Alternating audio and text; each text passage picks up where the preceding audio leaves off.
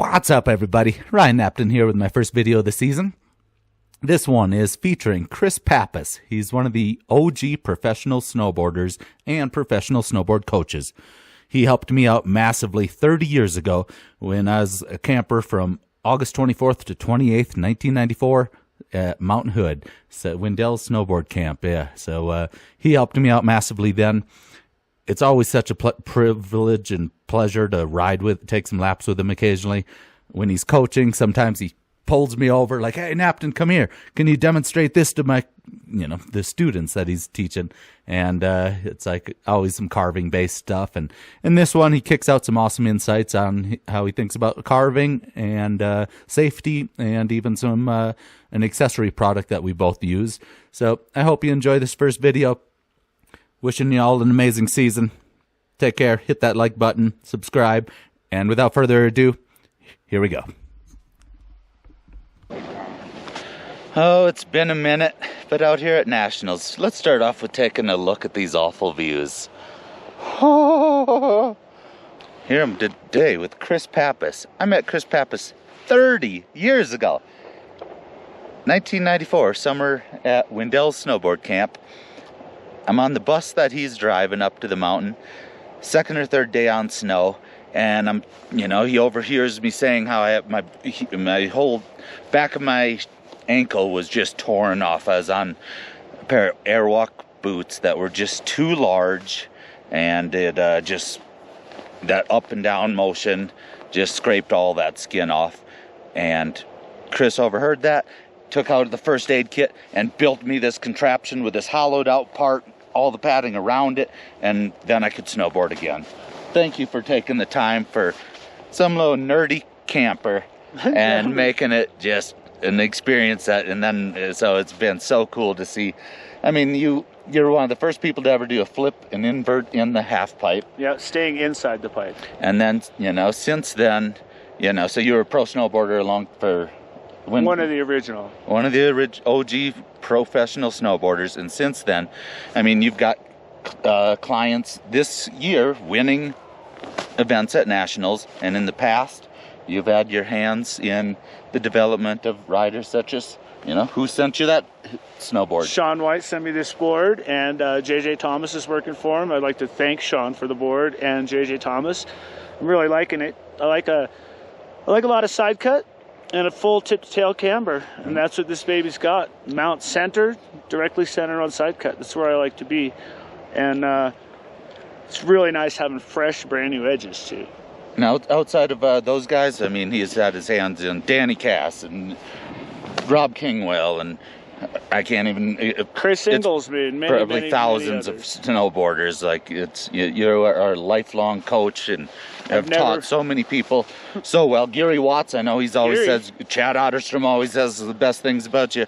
I'm always just thrilled when we see each other. It's but I want to go into some equipment stuff today, because every time, like so I've been, for the past 8 years, I've been using something in a product within my boots that Peter from the United Kingdom sent me a couple of pairs. Currently, I'm using a different set from that Chris picked up for me, but they're a little more flexible.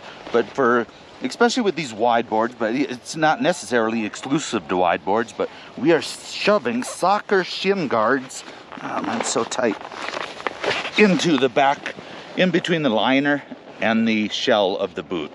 And what it does is, for me, it allows me just to use the calf as one big lever with even dispersion of pressure and really hit the heel side turns nice without some weird funky things. I've turned quite a few people onto these, and they just swear by them and love them.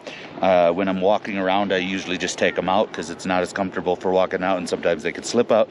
But it's really something that for 10, 20 bucks, it's worth playing around with some soccer shin guards. These are the most flexy ones I have.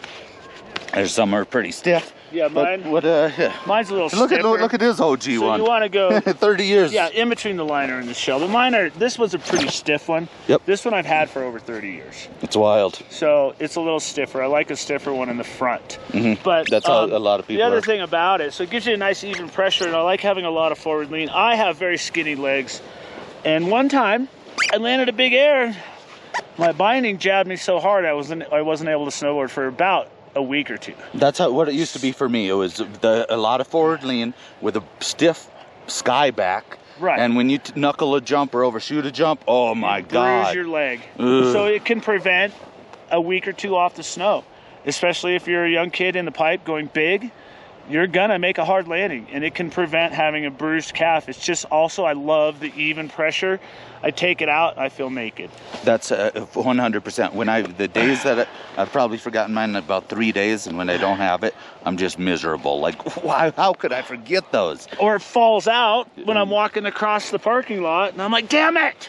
So yep, something easy worth, if you're into this carving stuff, it's something worth trying for just a small accessory that actually improves the quality of our turns and overall riding experience. And I think Chris, I don't remember too much about Chris helping me in the half pipe. Tom Nordwall really did. Tom Nordwall! And 2 years later, I became the national half pipe champion. You did? Yeah, 1996. No, I never knew Highest that. score, all the divisions. I never knew that. Next year, I got second place behind Abe Teeter.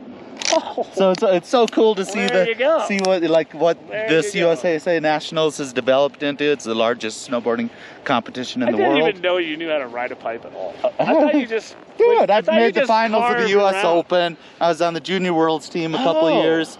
I went into the finals of the Junior World Championships 1997. I went into the finals 4 points ahead of everyone else. I had a 92, next highest score was at 88, so I was basically guaranteed the win as long as I did my run.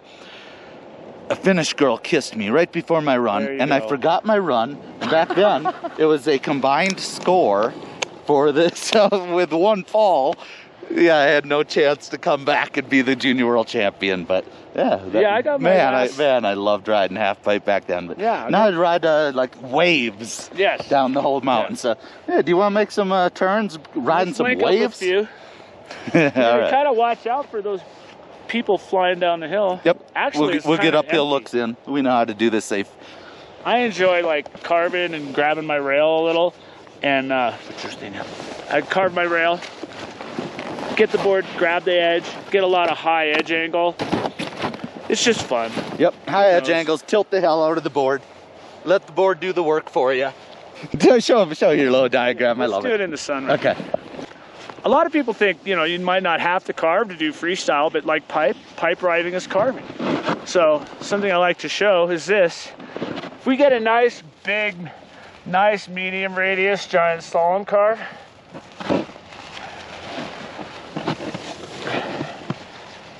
and then, if you really look at it,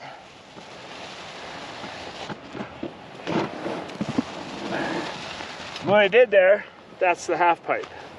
So if you look at a pipe, guy carves down, catches in air, carves, catches in air, carves, catches in air. It's really just big round carve. So we want big round carves. Big round carves, guys. We're on, did you? Understood. Just turned it on right this second. All right, we are good. Oh, we are not good. We got Bernie here too. He knows how to turn.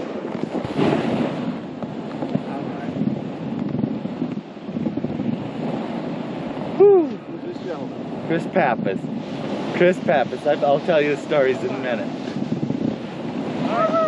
One of the OG professional snowboarders. I want to say something first. Go. Can you see me? Yeah, I can see you, but can't hear you.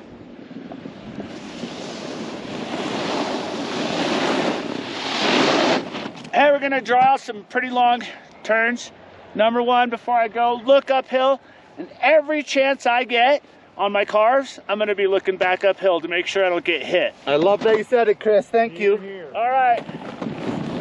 Straight carve. Yep.